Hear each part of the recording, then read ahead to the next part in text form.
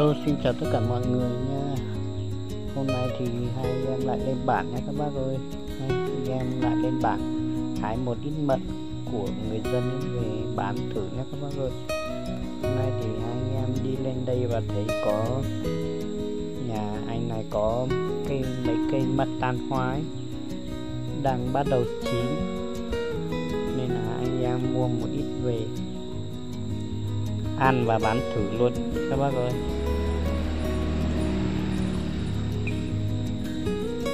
Mận ở đây thì cũng không phải là vùng đất mận nên là cũng không có nhiều, nên là quả cũng không được to lắm các bác ạ. Được cái là người dân trồng thì mình có thể yên tâm hơn, mình có thể hái và ăn luôn trên cây cũng được.